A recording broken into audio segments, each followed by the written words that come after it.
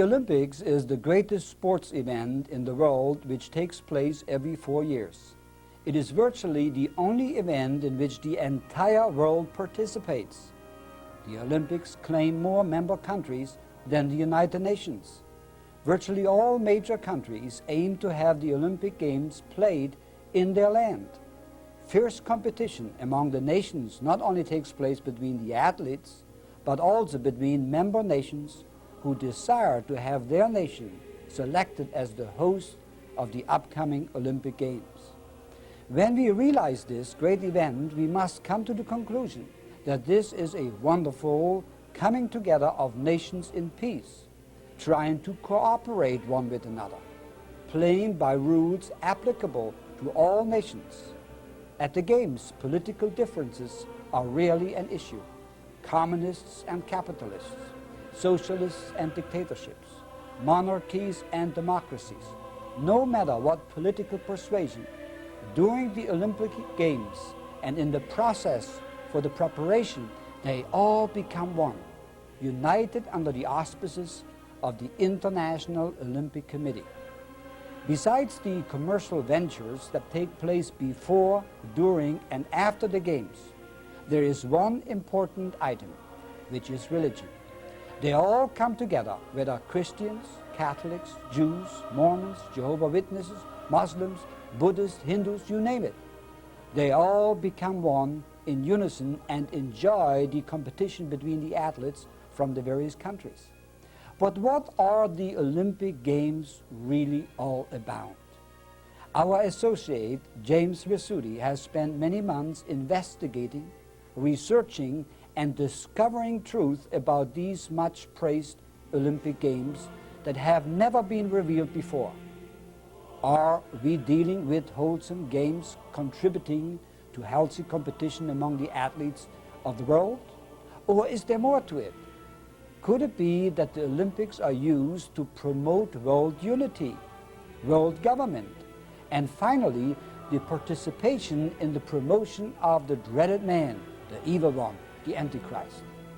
For some surprising answers and revealing insights, listen and watch carefully to this program.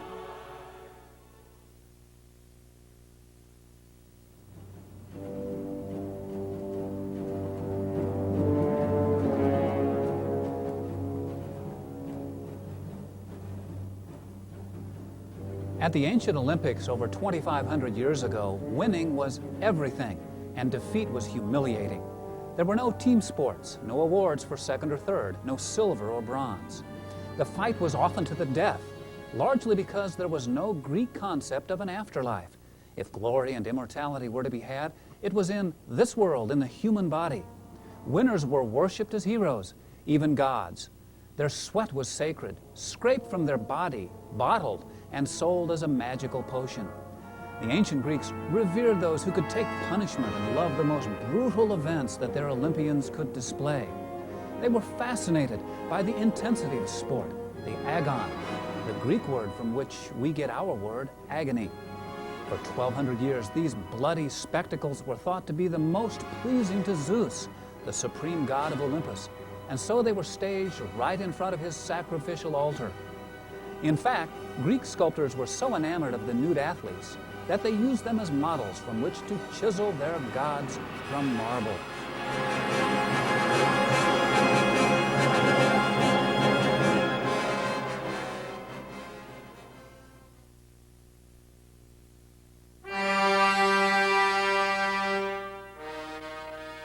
Today, the Olympics are filled with the faces of agony as well. Aspirations of a lifetime, propelled with thousands of hours of agonizing training, are shattered in a moment, missed by fractions of inches or seconds. Only a small portion of the athletes win a medal, and a majority of the nations go home with no medals whatsoever. Now, there are strong links between the ancient and the modern Olympics. Oath-taking, the use of torches in sacred processions, and the marriage of sport and art are among them. Thus, it is interesting how over so many thousands of years, so much can change, but at the same time, how much can stay the same.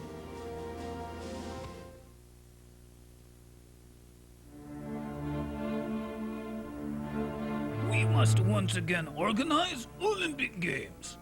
Let us bring the nations together for friendly sporting competitions, as were the Olympiads in ancient Greece. The important thing in the Olympic Games is not to win, but to take part. The important thing in life is not the triumph, but the struggle. The essential thing is not to have conquered, but to have fought well. To spread these precepts is to build up a stronger and more valiant, and above all, more scrupulous and generous humanity. It was 1892. A diminutive 29-year-old French nobleman named Baron Pierre de Coubertin was trying to find out why England had amassed an empire and France had not. Disturbed by his country's defeat in the Franco-Prussian War, he was looking for a way to motivate young Frenchmen to become more physically robust. Coubertin discovered that in England, athletics were important, while in France, young men limited their exertion to an occasional walk. Interested in the excavations of Olympia and the Temple of Zeus, Coubertin visited Greece, started reading about the ancient Olympics, and began pushing his vision of a modern renewal. He believed that international sports could promote world peace, and his efforts led to the formation of the International Olympic Committee. Coubertin's hope for world peace is openly reflected in the Olympic Charter, where the principles of the IOC are, quote, to contribute to building a peaceful and better world by educating youth through sport practiced without discrimination of any kind and in the Olympic spirit, which requires mutual understanding. In fact, Coubertin so strongly believed in the power of men to forge this ideal that he has been referred to as the Olympic humanist, one who displayed dogged fidelity to their humanitarian ideals. Humanist? Humanitarian. Were you to ask, most would say those words to be praiseworthy, but let's simply look into Webster's Encyclopedic Dictionary of the English Language and examine the definitions. Here's what it says. One who has a great regard or love for humanity, a philanthropist. Or one who denies the divinity of Jesus Christ and believes him to have been a mere man, one who maintains the perfectibility of human nature without the aid of grace. Wow, that was Pierre de Coubertin. Here's what writer Willie Morris had to say about ancient Olympia and the connection with Coubertin. The Olympic Games of ancient Greece were inherently religious rites, characterized by elaborate ceremonies, truces, and vows. In that regard, the Centennial Games of the modern era have come to a most appropriate venue. For me, sport was a religion, Baron de Coubertin pronounced, with religious sentiment. Now thus, Coubertin is the humanistic father of the Olympic movement. The first modern games were held in 1896 in Athens in front of 60,000 people.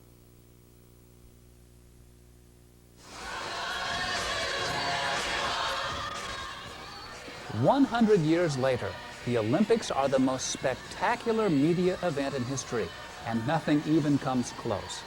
The opening ceremonies were beamed to a global audience estimated at 3.5 billion, and thousands of journalists transmitted billions of words describing the drama. In fact, Cable News Network reported that there were more members of the media in Atlanta than there were athletes. Millions of pictures were taken, and hundreds of thousands of miles of film and videotape recorded. When viewed from this perspective, they are the most important events in recent history. An estimated $1.6 billion were spent to publicize and stage them. From Olympic Band-Aids, Cheerios, and Cabbage Patch dolls to Zippo lighters and every imaginable item in between, companies scrambled to associate their product with the Olympics. For the right to be official sponsors, they each paid $40 million. Budweiser, by the way, repeatedly suggested that everyone across the world engage in a worldwide beer party. Now, these sponsors, by the way, unanimously propagated Coubertin's idea that the best thing that can happen is for this world to become one, with the erasure of cultural separation that hampers global communication. Look at this example. AT&T shows us an Oriental in full costume careening over a pole vault bar, a bush woman leaping over hurdles, and a fully decked out ranch hand sailing over a high jump bar. Now, what we are seeing here is a coordinated, sophisticated campaign with millions of dollars spent to convey a message that world peace can be brought about, and the best way to do it is through the Olympic movement. The dream is presented as a universal aspiration of all of humanity. Of course, AT&T's systems are tools that will help build this new world, along with the products and services of the other Olympic sponsors. Now, look at this incredible spot from International Paper. It shows an armed military checkpoint suddenly dissolving away, the flags of opposing rioting people being taken away from them and disappearing into the sky, followed by a barbed wire border fence turning into a goal net being hit by a soccer ball. Now, this is maximum impact television, leaving a convincing and lasting impression. But none of these images had anything to do with International Paper products. A world in which all people are closer together. Every 2 years, for a few glorious weeks, it becomes easier to imagine. International Paper is a proud sponsor of the Olympic Summer Games. Now, the idea communicated here is that Olympic sport can unify this world and is the best hope this world now has for peace. Please keep in mind that these examples are not unique. I did not have to search to find this all-consuming notion of world peace being propagated. Now, Kodak, for example, urged viewers to, quote, picture everybody fitting in and not having to deal with the negative.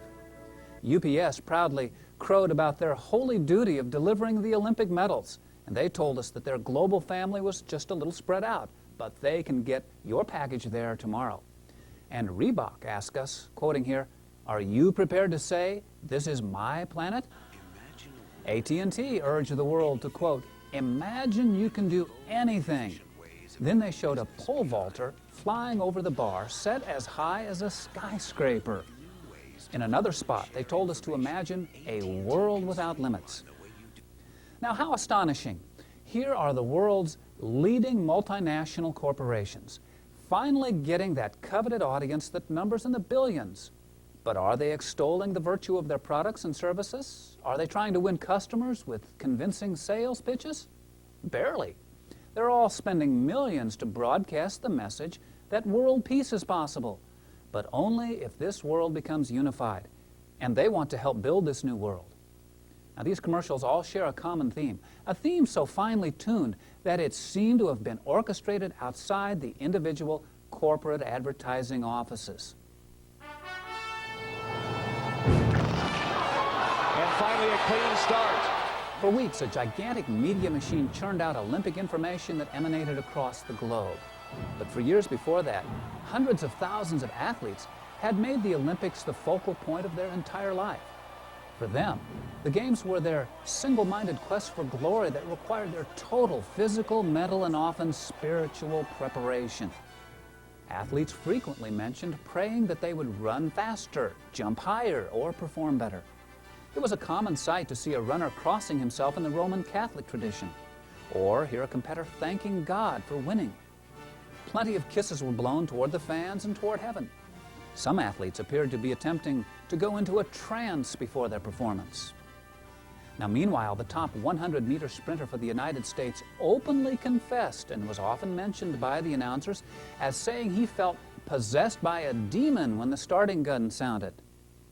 Now, that kind of single-minded, consuming, and dedicated passion for sports was always presented as praiseworthy and a mark of integrity, worthy of the highest respect and admiration by everyone worldwide. Now, records were set. Athletes in some cases displayed model attitudes, gracious in defeat, jubilant yet humble in victory. Meanwhile, in curious but often repeated scenes, athletes were pictured by the media as in serious conflict, hating each other, having what was called bad blood. Now, keep in mind, these were in many cases the same people who were admired by millions around the world, who saw the Olympic Games as the greatest possible embodiment of what is praiseworthy in human achievement. Now here, defending Olympic 100-meter dash champion Linford Christie of Great Britain is pictured refusing to leave the track after being disqualified from the championship race because of 2 false starts. Now, Olympic officials huddled at a loss to decide how to remove Christie from the track. Finally, he was persuaded to leave, but in a bizarre episode, later took his own victory run, a tradition reserved for medal winners. Now, the early stages of Olympic passion began early in 1996 with the Olympic flame ignited in Greece, where Zeus was worshipped so many centuries ago. The ceremonial lighting, triggered by sunlight concentrated in a metal reflector, was held with religious solemnity of the highest order. Women dressed as ancient priestesses of Zeus reenacted the religious motions of thousands of years ago.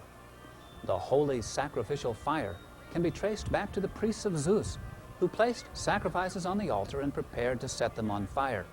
Some 200 meters away, a group of nude Grecian boys waited for the signal. Then a mad dash began. The winning runner seized the flaming torch from the priest's hands, for he had won the honor of igniting the sacrificial fire. Thousands of years later, the holy sacred flame of Zeus was flown across the ocean under constant vigil, not allowed to extinguish, guarded by armed authorities every inch of the way, and carried by some 10,000 grateful and awestruck torchbearers in a 15,000-mile route that twisted through every fortunate city and town as it moved up and down and across the United States from Los Angeles to Atlanta. Now, it was a ritual deliberately designed to maximize anticipation and build a sense of awe of what was to take place in Atlanta. The Olympic torch route had every earmark of a religious pilgrimage, but it was not without its commercial aspects. Each runner was given the option to purchase his plastic torch for $275. The torch itself, thus, became a hallowed symbol of the hopes and dreams of the Olympic ideal. Now, this is no ordinary flame. Listen to this remarkable speech, no doubt repeated virtually word for word at every stop along the torch route. It was given by Mr. Rennie Truitt of the Atlanta Committee for the Olympic Games, and it was given before a large crowd at Finley Park in Columbia, South Carolina. The occasion was the passing of the torch through the city. Now, this speech borrows on language and imagery from Scripture and the Lord's Prayer and implies that everyone should bow in thanks to ancient Greece and the gods of Olympus. Those of us gathered here today are witnesses to history, to a tradition that reaches back to the vaults of antiquity and links us all here back to the sacred fields of ancient Olympia, where Greece gave birth to the dream of sport that has become the dream of all mankind. For almost 1,200 years in ancient times, the Greeks held the Olympic Games every 4 years and held them in the highest esteem, stopping wars and spreading peace. It is only fitting that today we bow down in honor to Greece and Olympia as we make our way to Atlanta's Olympic Games, acknowledging the greatness of the gift they have given us throughout the world and standing in awe before the majesty of a flame, which represents a movement that celebrates its 100th anniversary this year, and in that century comes once again for the 4th time to the United States and today to Columbia on the way to Atlanta. Today, it is our honor, all of us here, it is our sacred trust, to stand in the chain of humanity and reach out and embrace the spirit of the 1996 Centennial Olympic Games, to hold that spirit and this flame high and pass it along as so many have before us, from generation to generation, from country to country, from city to city, and from one to another in the endless cycle of sport. Behold the flame! It is the fire of passion that burns within our souls. This is the heat that moves our greatest athletes to break the barriers of human performance. It is the spirit that inspires us to raise heroes on our shoulders and shed tears at their triumphs. It is the kindling of our greatest strength, our volunteer spirit. Behold the flame, it is the light of hope. For this is the pure symbol of the Olympic ideal. The radiance of friendships formed on the field of play. A beacon of justice and equality. The enlightenment of one citizen giving selflessly to another. And of course, the dream of one world united in peace. As we stand here together at this moment in time, every one of us here will go down in the history books as part of the 1996 Centennial Olympic Games. All of us here join a global movement of men, women, and children who dream that our future will be a future filled with peace. The peace that fuels this flame we have the privilege of lifting before the entire world today.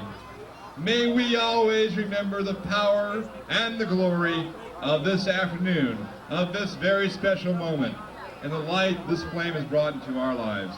Thank you very much, Columbia. Wow, listen to that language. Sacred duty, majesty, the dream of all mankind, bowing down, our sacred trust, the spirit of the flame. Behold the flame, the light of hope, a pure symbol, radiance, a beacon of justice, enlightenment. Now those are all religious metaphors that are being used here. And the final allusion to the power and the glory mimics the Lord's Prayer in Matthew 6:13. The New Testament teaches repeatedly that the power and the glory belong to God. Now let's more closely consider what Mr. Truitt said. He said every person in the crowd at Fenway Park was linked to the sacred site of Olympia, a place set aside for worship of Zeus, where everyone was nude. Ancient Greece is also where homosexuality and child sexual abuse was practiced with little restriction.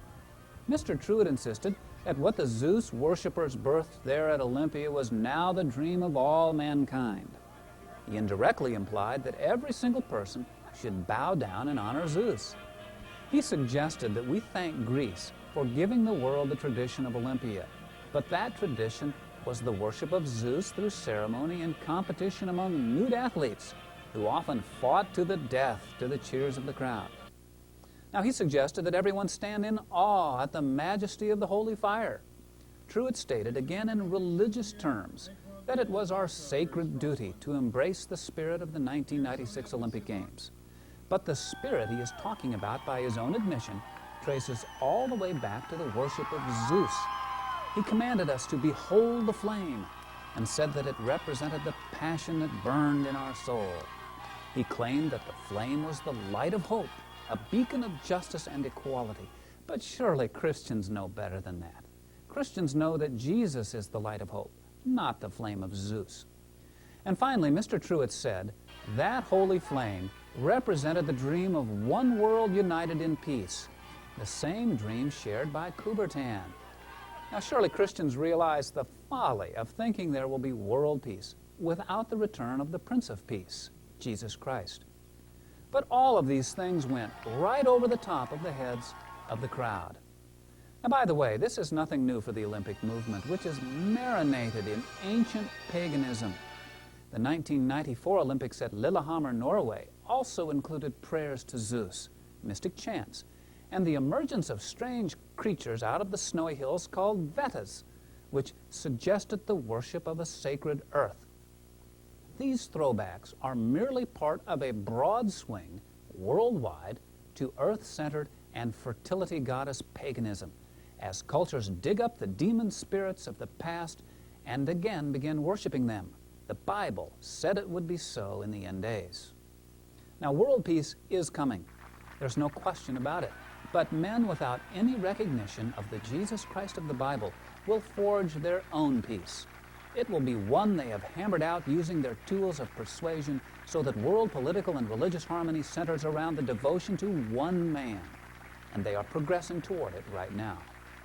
But according to the Bible, that peace, which will only be temporary, will be presided over by Antichrist and enjoyed by the billions of people who are going to be totally committed to this man as a living Savior because he brought peace to their world.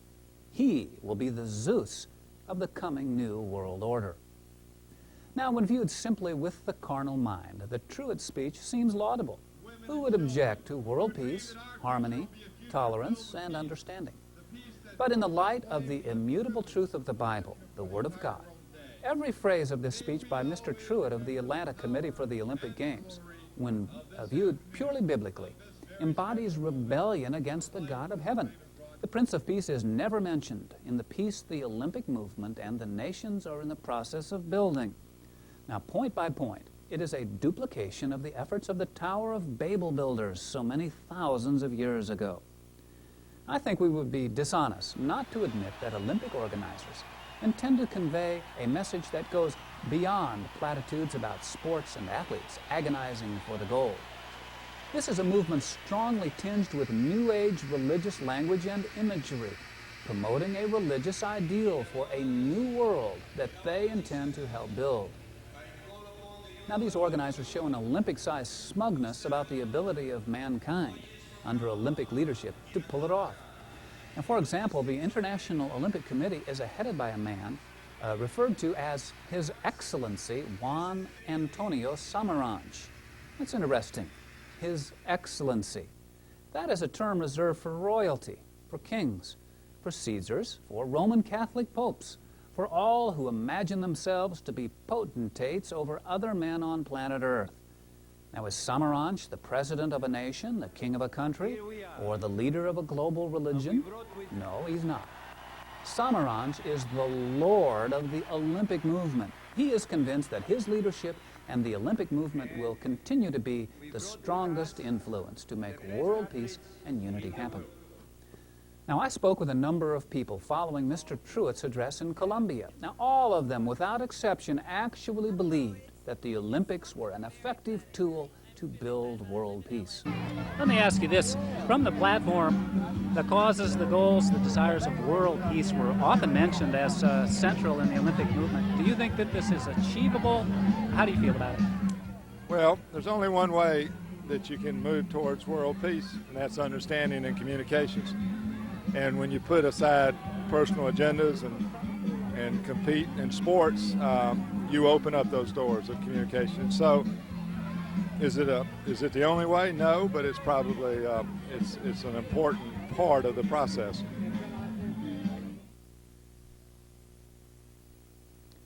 And by the way, people are shocked to learn that the modern practice of Olympic torch-bearing and lighting of a huge flaming cauldron was actually instituted by Nazi propagandizers at the Berlin Olympics of 1936 to make the German state look more respectable.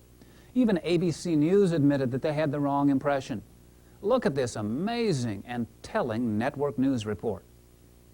In other news today, some unusual news about the Olympic torch. Today, the torch was carried up the steps of the U.S. Capitol en route from Athens in Greece to Atlanta in Georgia. Like so many other people, we've always been inspired by what we've always thought was this great link between the ancient and the modern Olympic Games. It seems we were wrong. Professor David Young from the University of Florida comes along to tell us that the torch was really concocted by the Nazis for the 1936 Olympics in Berlin, part of their campaign to make Hitler's Third Reich respectable to the rest of the world. The torch was made by the Krupp Steel Works, which did so much to arm Germany in 2 world wars. Krupp got a little ad right on the handle. And how about another myth of Olympic proportion? Professor Young tells us the 5 interlocking rings of the Olympic symbol itself aren't ancient either. That was a French idea for the logo at the 1916 Olympic Games, which are canceled because of the war.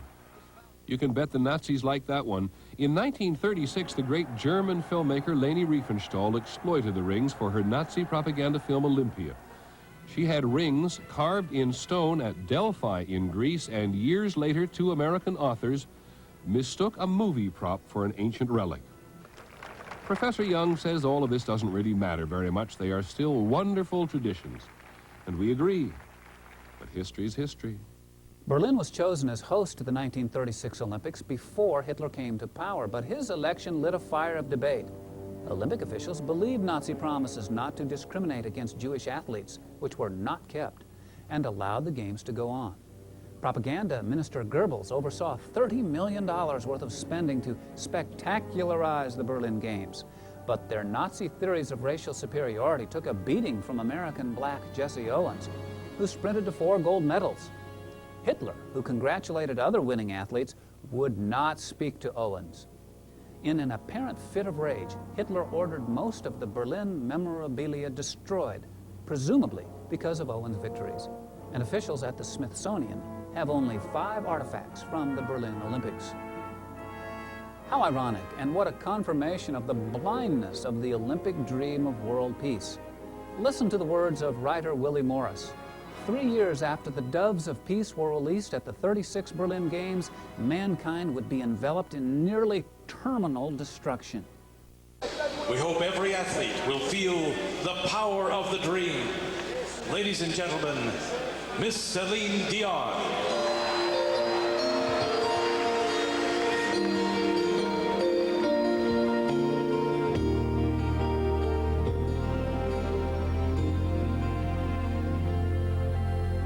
Deep within each heart there lies a magic spark that lights the fire of our imagination. And since the dawn of man, the strength of just I can has brought together people of all nations. There's nothing ordinary in the living of each day. There's a special part every one of us will play. Feel the flame forever burn, teaching lessons we must learn to bring us closer to the power of the dream. Nevertheless, there's something about the Olympic dream that captures the imaginations of people everywhere. Citizens made plans early to catch a glimpse of the fabled Olympic flame.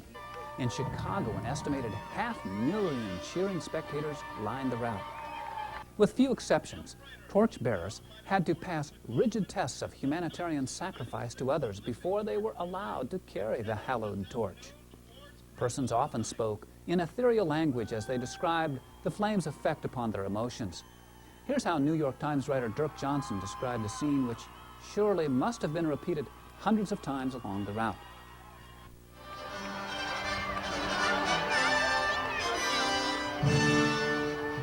For just a moment, the crowd fell silent as the people who had been waiting on the street corner, some of them for hours, strained to look into the distance. Then they could see the Olympic flame, just a gentle ball of fire, flickering atop a torch carried by a jogger. Now, the cheers exploded and tears began to fall.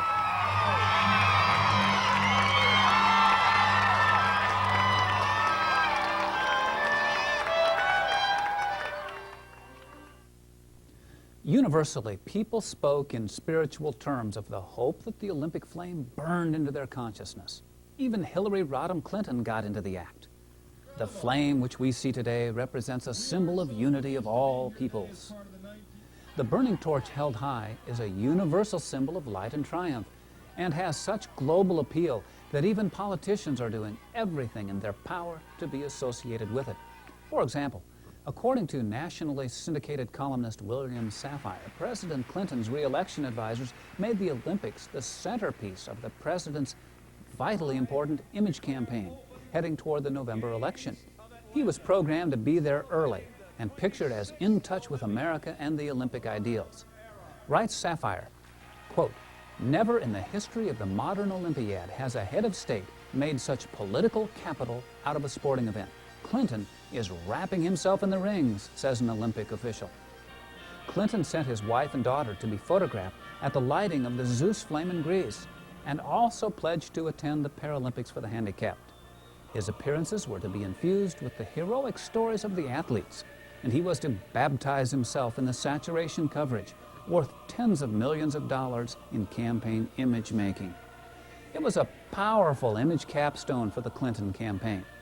The strategy appeared to be working, as Clinton soared in the polls and his hapless opponent, Senator Bob Dole, according to the pundits, couldn't seem to do anything right. In political desperation, Dole tried to buy some votes by offering to lower taxes by 15 to 20%. In past opening ceremonies, the culture of the host nation was highlighted, but Billy Payne, the president of the Atlanta Committee for the Olympic Games, said, quoting here, "On too many occasions, despite the wonderful and in many cases magnificent theatrical displays of opening ceremonies, they've done little, if anything, to promote the purposes of the Olympic movement." Really? But what are those purposes?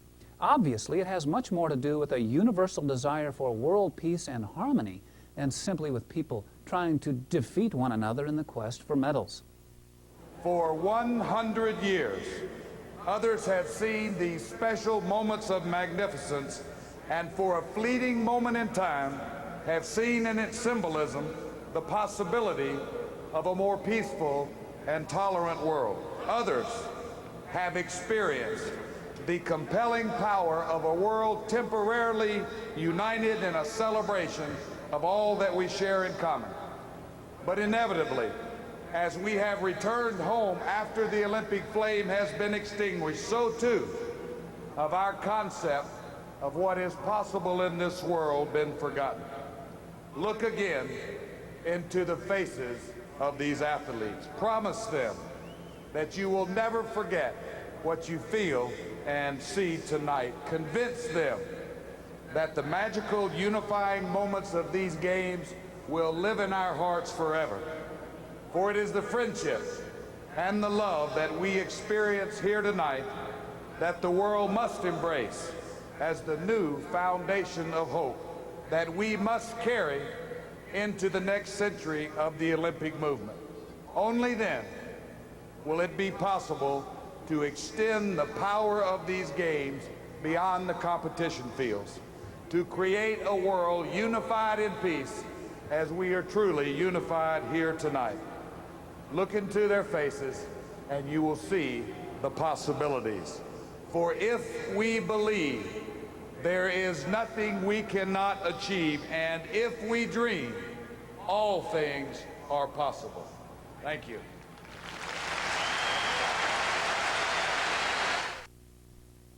And what about the spiritual dimensions? It certainly was not ignored in the opening and closing ceremonies at Atlanta. In fact, universal religious themes were the mainstay. What else could explain the fact that the opening Olympic ceremony directly appealed to the spirits of the ancient Olympics to call the tribes of the world to Atlanta? Look at this remarkable segment where the rather hideous-looking spirits arise to issue their call, accompanied by the discordant and menacing sounds filling Olympic Stadium. Blue for Europe. Now, could it be possible that these people as well have no idea what they are doing? Are they totally blind to the most brazen contradictions that the Olympic movement presents to the public? When Jesus was dying upon the cross, he asked the Father to forgive his crucifiers because he said, "They know not what they do." Now, were you to directly ask any one of the tens of thousands of cheering people at the Olympic Games opening ceremonies, few if any would claim they worship Zeus. Few if any would openly say that the nations were being summoned by those 5 hideous-looking contraptions that suddenly arose out of the stadium walls in Atlanta. And certainly few if any would feel Zeus was angry every time lightning flashed across the sky. Yes, for the vast majority, the religious allusions to the mythical Greek gods were merely historical footnotes. But what is happening in the spiritual realm when these ancient pagan spirits are glorified before the entire world? If millions share the notion of consuming devotion to athletic performance, as the Olympians do, isn't it simply an extension of pagan Greek religion by default? Isn't that why Paul wrote that physical exercise was of little benefit? Nevertheless, the central Olympic idea, that of world peace brought about by world political, religious, and cultural unity, is actually the most dangerous deception being propagated. As Christians, we need to ask questions. Do these people have no understanding of the spiritual realm? Are they wandering in a fog of incoherent thinking, a religious sleepwalk? Let's open the Bible to Matthew chapter 24, verse 3. There Jesus is answering the question by the disciples concerning the second coming of Christ. They ask about the signs that would lead to it. Jesus said, first of all, that believers were to, quote, "Take heed that no man deceive you." Spiritual deception is the most important sign, Jesus says.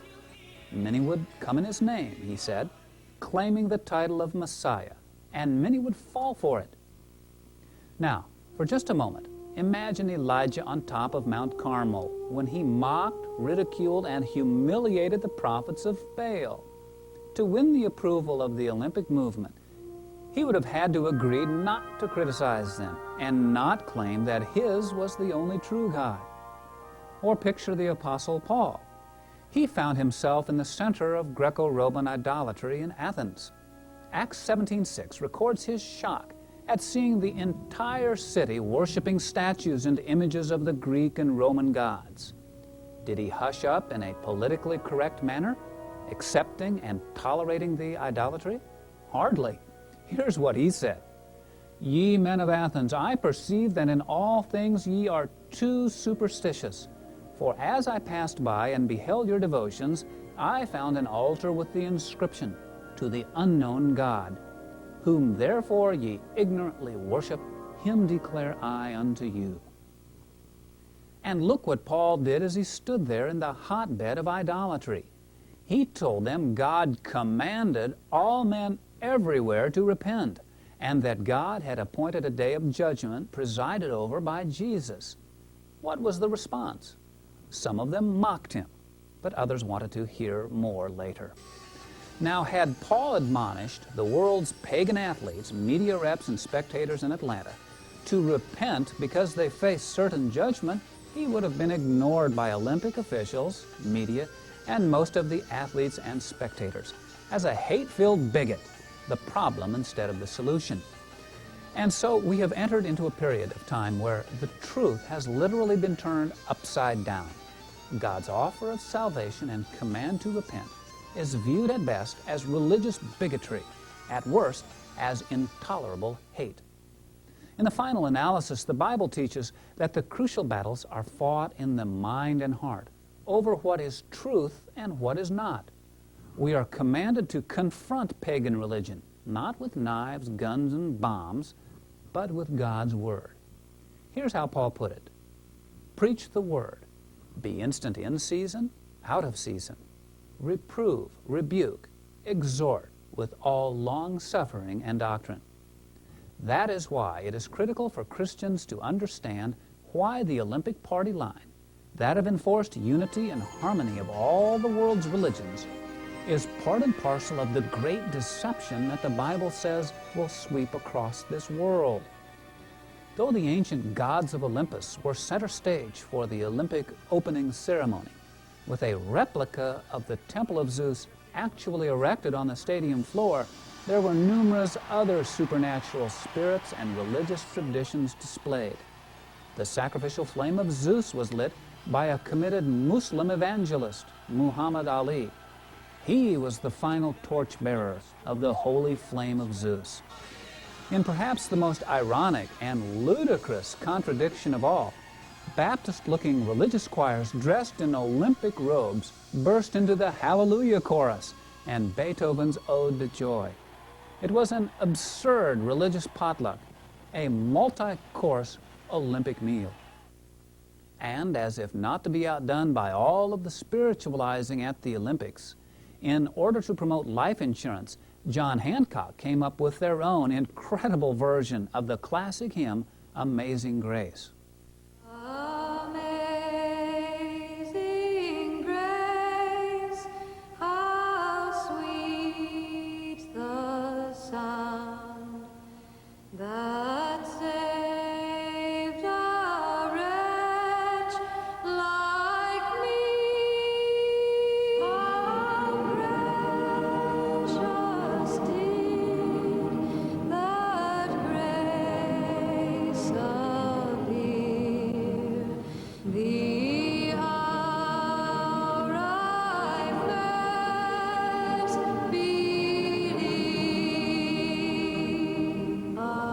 Amazing grace, how sweet the sound that saved a wretch like me. I once was Now, friends, what we're seeing throughout this multifaceted spiritual display is something called religious syncretism.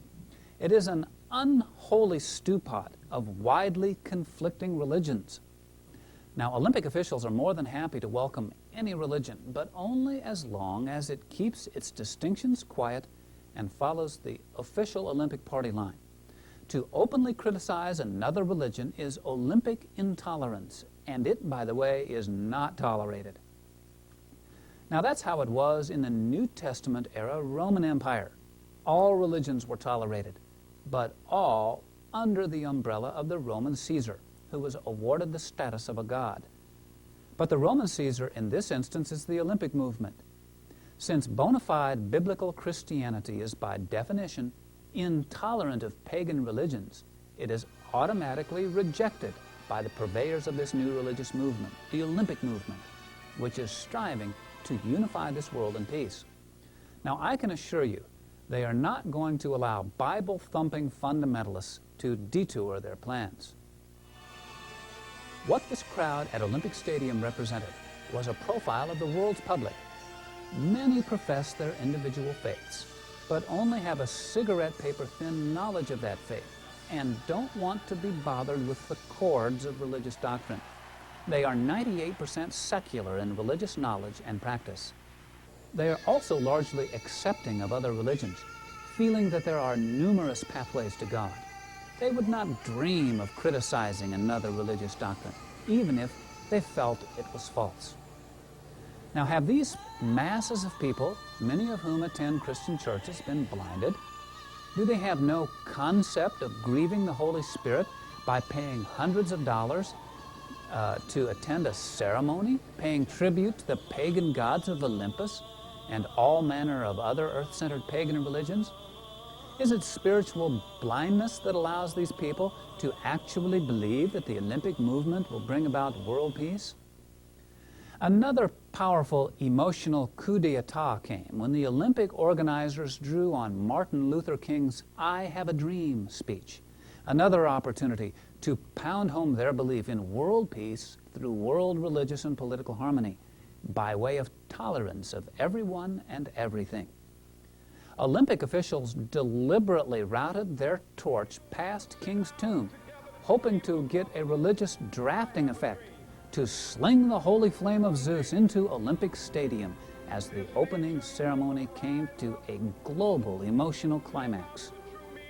Here is President Clinton seen crying at the impact as King's "I Have a Dream" speech was beamed to billions worldwide. Never before has the world all at once, some 3.5 billion people, seen such a bizarre spiritual display. The organizers spent an estimated $15 million on it, and world peace and unity were mentioned in the first sentence of the opening sequence, anchored as a broadcast worldwide by NBC television.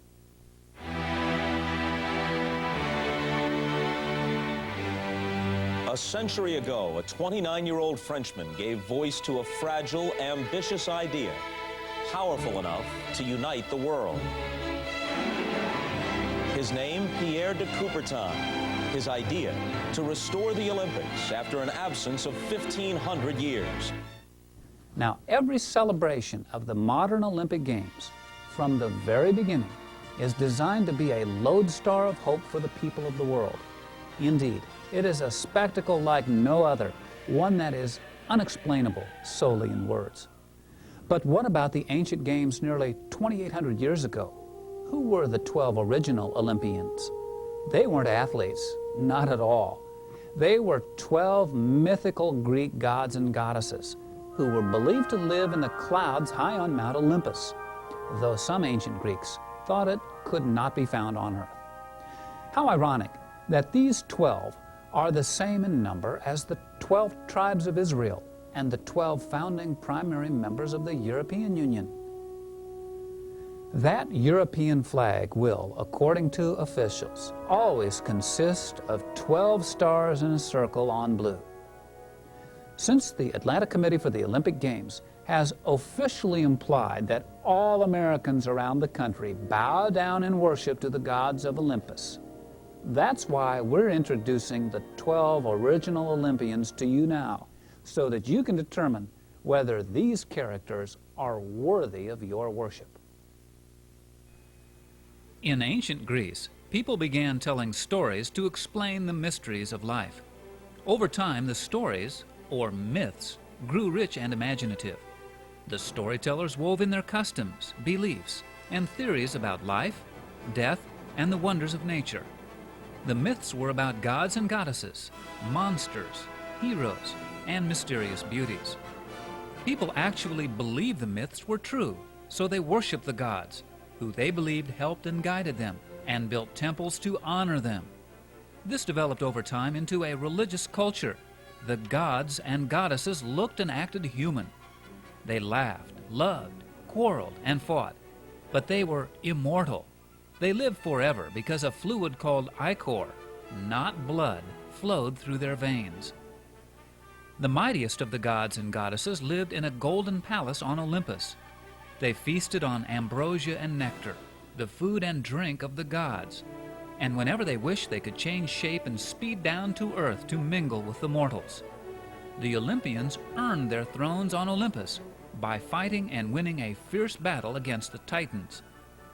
The mythical Titans were ruled by their father Cronus, who had seized power from his parents, Uranus and Gaia, who were heaven and earth. Later, when Greece was conquered by Rome in 146 BC, Greek ideas about Olympus lived on.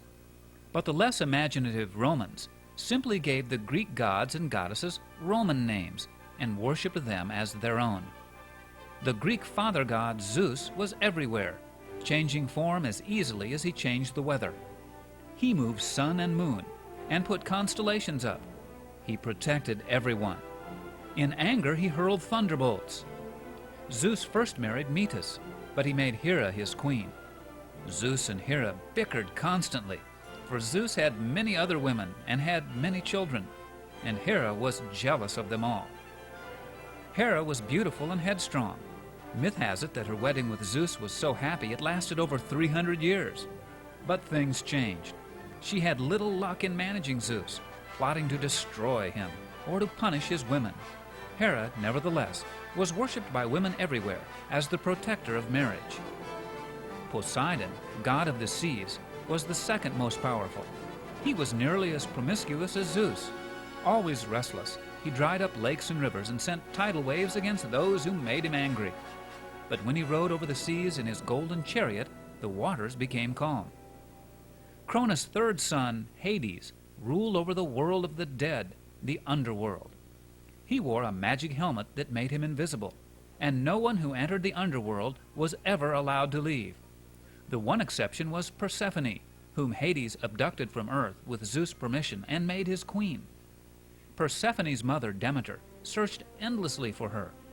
Eventually, Persephone won the right to come back to Earth, forced to spend only a couple of months each year in the underworld. Hades owned everything in the ground, every piece of gold, silver, and every diamond, ruby, emerald, or other gem. Hestia was goddess of the hearth. She never disagreed with anyone.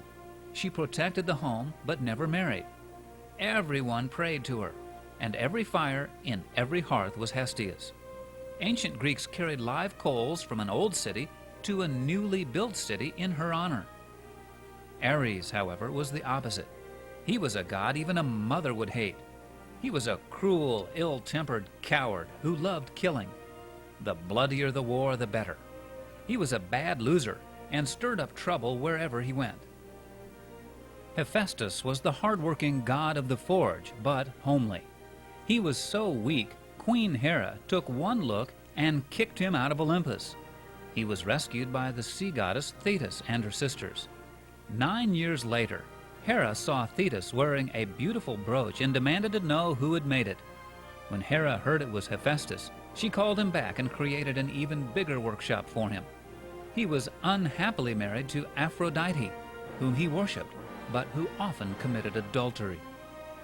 Athena was the goddess of wisdom, war, arts and crafts, and goddess of the city.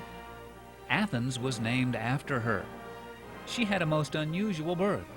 Zeus had been warned that if one of his wives, Metis, bore a son, that son would depose Zeus just as Zeus and Cronus had deposed of their own fathers. Zeus took no chances. One day he lured Metis close with sweet words and swallowed her. But soon after, Zeus was hit by an Excedrin headache and screamed for help. Hephaestus grabbed an axe and split open Zeus's head. Out sprang Athena, armed for action. Immediately, she became her father's favorite advisor. Though Athena was a warrior, she hated war and sought peaceful ways to settle fights. Apollo was god of light and truth, of healing, archery, and music. He was perhaps the most loved of all. He taught people how to comfort the sick. He shot arrows into every monster that threatened anyone he loved. Many believe that Apollo spoke to humans through the voice of a Pythia, or priestess, who was called the Delphic Oracle. Thousands of visitors from across the Mediterranean world sought after her ecstatic utterances, which were interpreted by another official at the temple. Artemis was the goddess of the hunt, of the moon and children.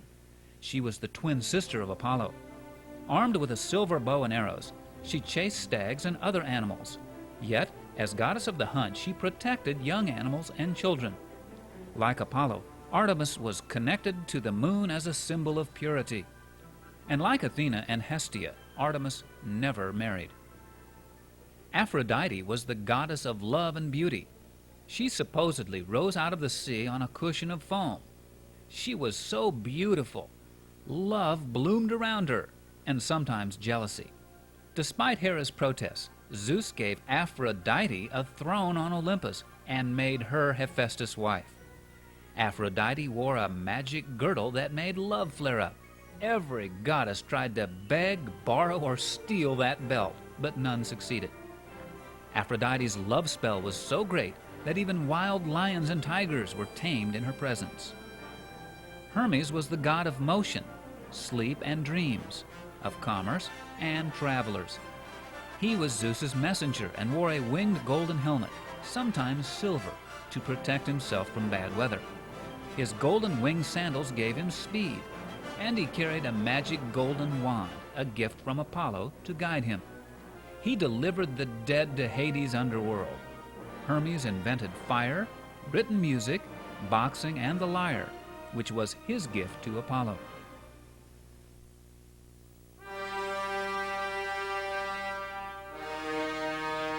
Those were the gods and goddesses of Olympus.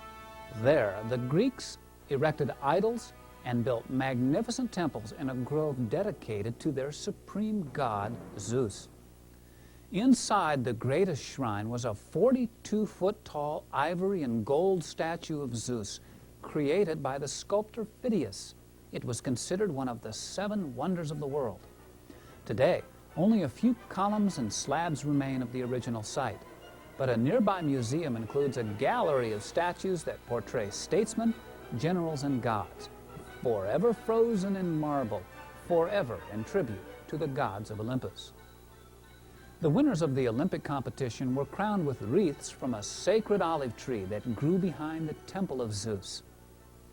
In 490 BC, when the Greeks defeated the invading Persians at the Battle of Marathon, a runner named Phidippides ran the 26 miles from Marathon to Athens with news of the victory. When he reached Athens, he proclaimed, "Rejoice, we conquer!" Then he dropped dead. So, to honor Phidippides, the marathon race was made an Olympic event in 1896.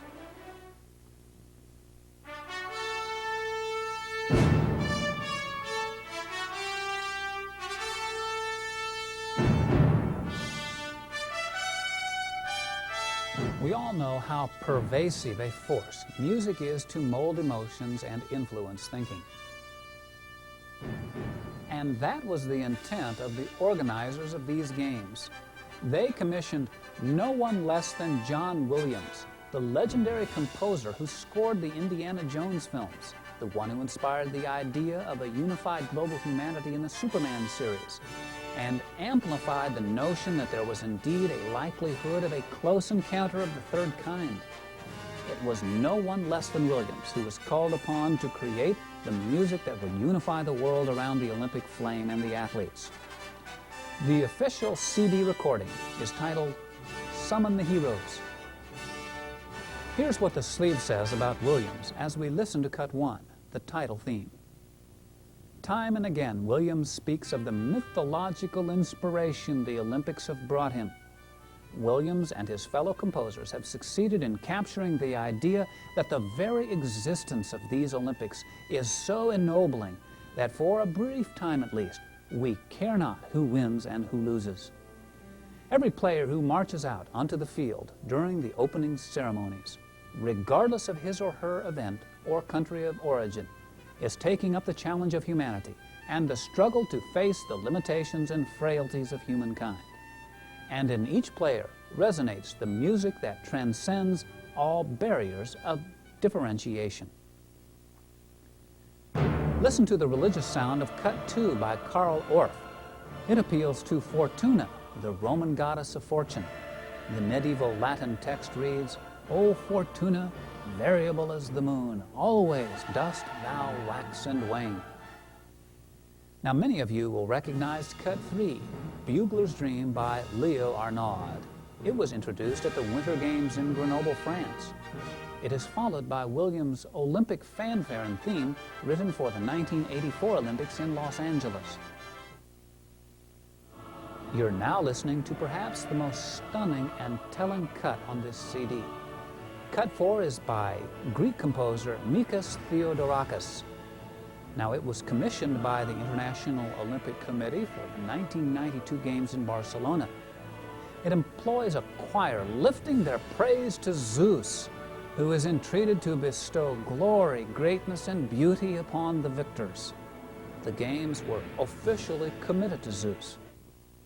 Now, here's cut 6, written for the 1981 International Olympic Congress, written by Leonard Bernstein. The Olympic hymn, sung by a religious choir, suggests the ideal: fight as friends, not as foes.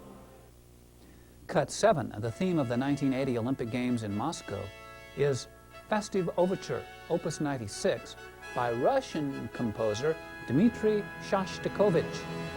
Notice that it lacks the religious sound and the choirs of several of the previous cuts.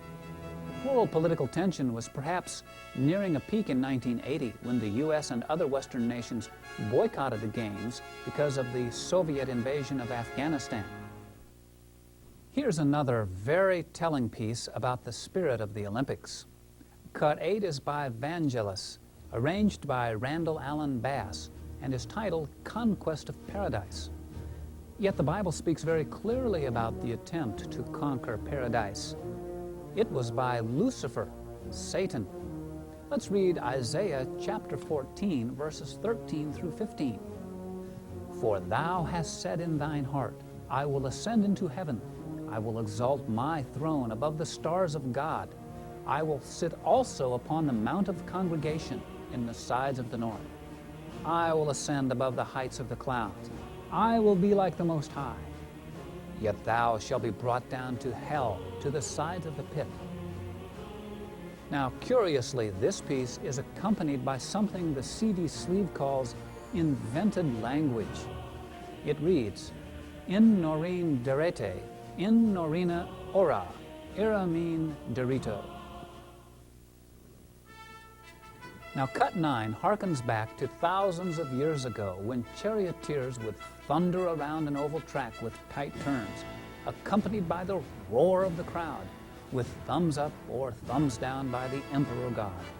It is by Nikolaus Rosa and is titled Parade of Charioteers from the classic movie Ben-Hur. Cut 11 is another theme written by Vangelis. It was featured in the 1981 Academy Award-winning film Chariots of Fire and was also performed at the 1984 Olympic Winter Games in Sarajevo, Yugoslavia. Ironically, this film told the story of Eric Liddell, a British athlete who, because of his Christian convictions, refused to run on Sunday, costing him a good chance at winning the gold medal in the 100-meter dash. Now, it was won by his teammate and rival, Harold Abrahams. In another cruel dose of irony, none of the Olympic spirit of peace and unity remained behind at Sarajevo, that beautiful city was thereafter devastated by years of some of the cruelest warfare since World War II. And finally, here's cut 12. This is by John Williams and is entitled The Olympic Spirit.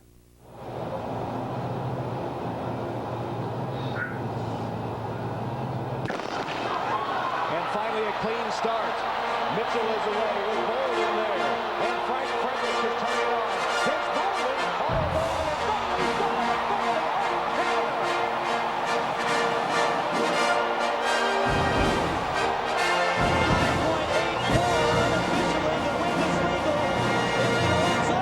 Canada.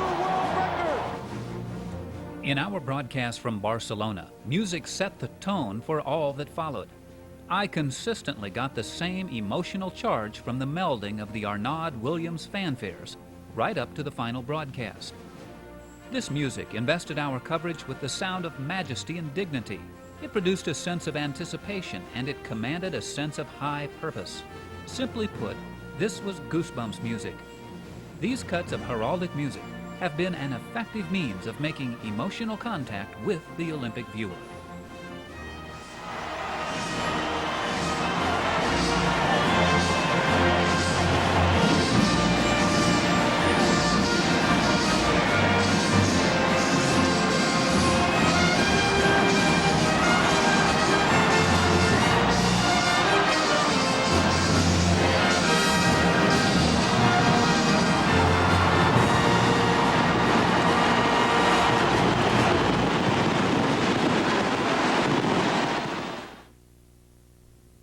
The universal concern for a unified global humanity even extends to IOC statements concerning drug abuse, the environment, ethics, and political or commercial abuse of sports and athletes.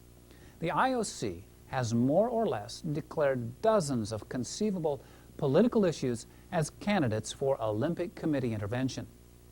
The most illustrative example of this concerns the demand by the Olympic governing body that homosexuality be deemed a normal lifestyle. Prior to the Games, the athletes were undergoing rigid training, but that's not the only place where the passion was intensifying. Why, for example, were Olympic officials entering into political battles over the seemingly unrelated issue of homosexual rights? In effect, they warned no government to oppose the advance of gay rights, and threatened to economically punish any jurisdiction that did so. Sodomite leaders rejoiced. In South Carolina, the Greenville and Spartanburg County Council passed resolutions that declared homosexuality, quote, incompatible with the standards to which this community subscribes, unquote. After the Olympic Committee threatened to reroute the torch around Spartanburg, and after the group responsible for the USA men's gymnastic camp threatened to remove the camp from Spartanburg, the county council immediately backed down. Further threats and economic blackmail were directed against Greenville County, but they did not withdraw their resolution. Olympic officials ordered immediate retaliation and commanded the torch runners to bypass Greenville County. In Georgia, Cobb County had already been punished by Olympic officials who pulled volleyball matches that had been scheduled there. Now, why would officials interfere so openly in these political affairs? They claim to be strictly unpolitical. Why were they so intolerant of the large majority who supported the political position of those counties? According to the International Olympic Committee, they intend to fight against any form of discrimination affecting the Olympic Games and support other institutions which devote themselves to Olympic ideals. It seems ironic that they would so firmly align themselves with those practicing a decadent lifestyle that is the antithesis of the typical Olympic athlete. At virtually every stop on the Olympic torch route, the homosexual disco group, the Village People, were honored when their homosexually suggestive song, YMCA, was played on huge speakers before the assembled crowds. That same disco song from the 70s was played over and over again at Olympic venues throughout the Games. No one we've talked to can give us any logical reason for this. We have tried to pin down the reasons for the seemingly unlikely marriage of the homosexual movement and the International Olympic Committee. We have found that sodomites fully embrace the Olympics because of this connection to ancient Greece, where their lifestyle, since condemned for thousands of years, was encouraged.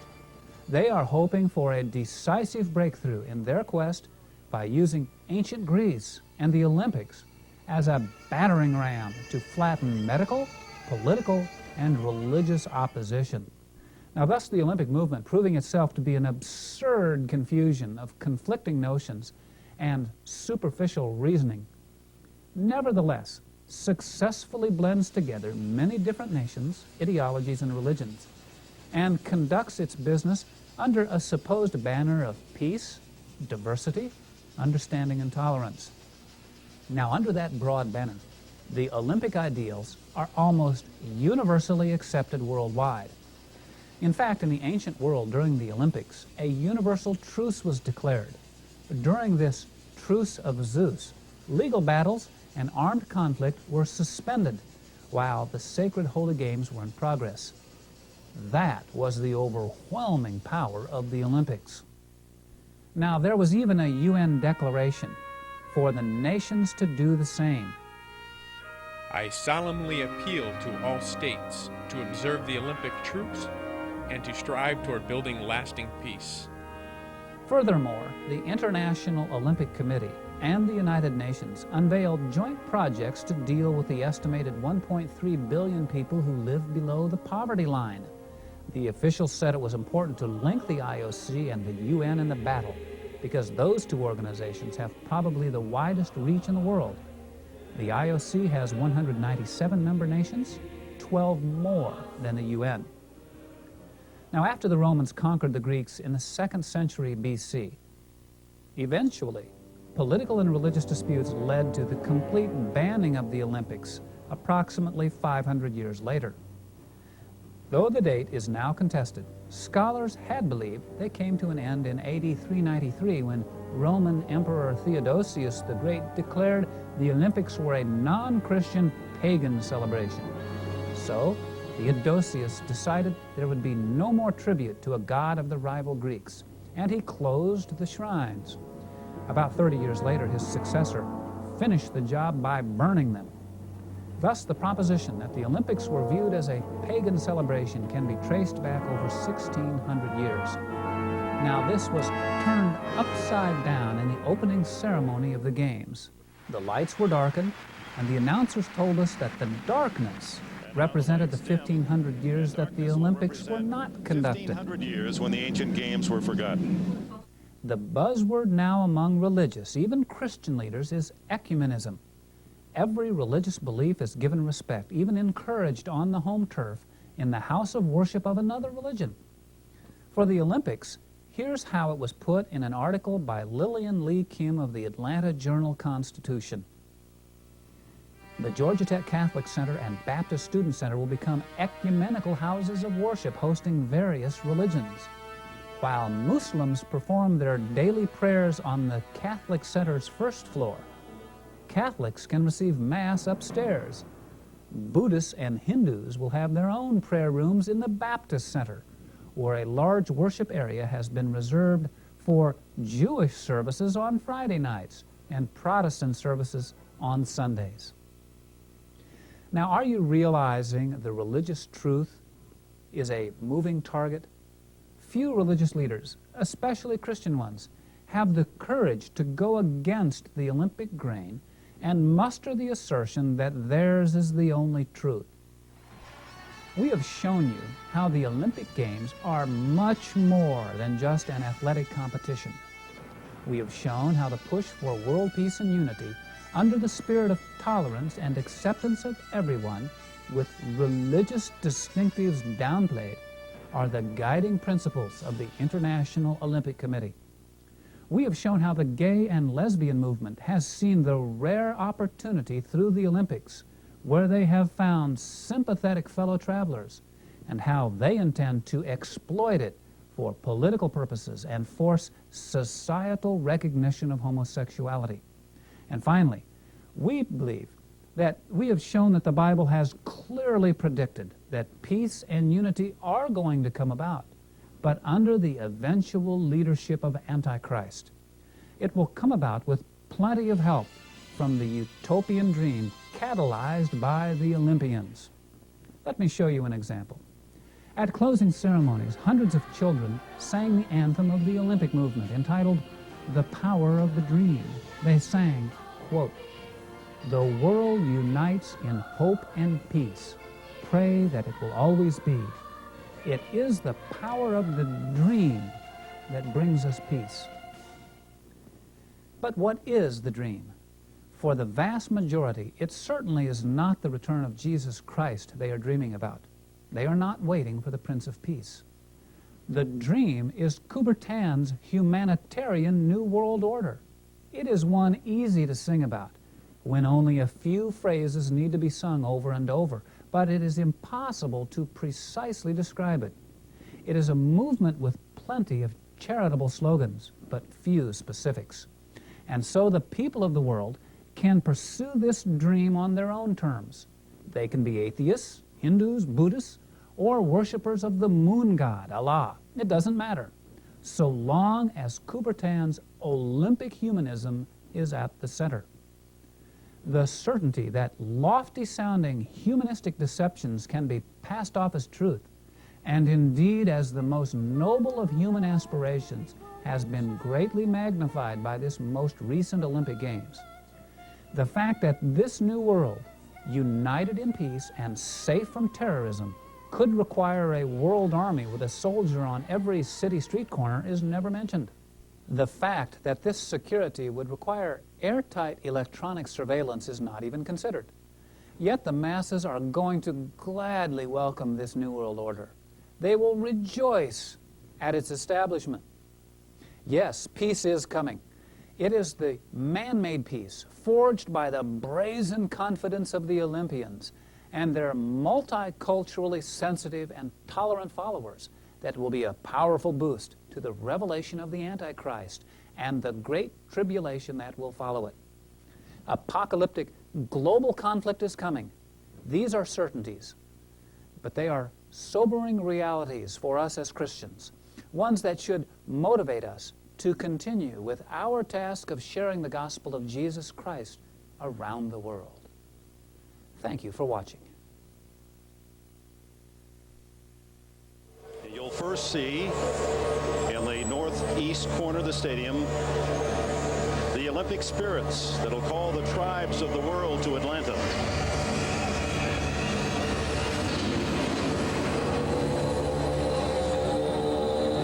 The Olympic colors, yellow for Asia,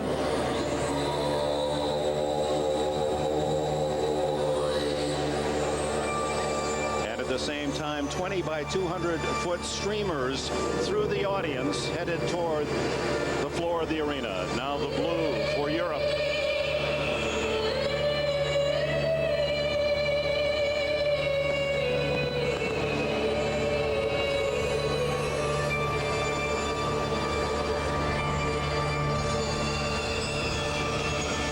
Green, Australia.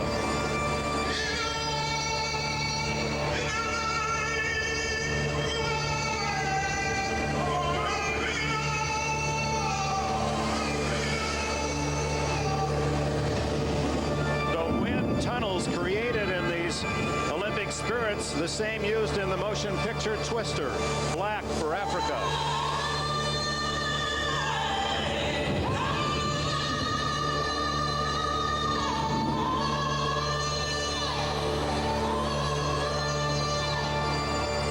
And finally, the Americas, South and North America, red. At least one of the 5 colors of the rings is in every flag of every nation.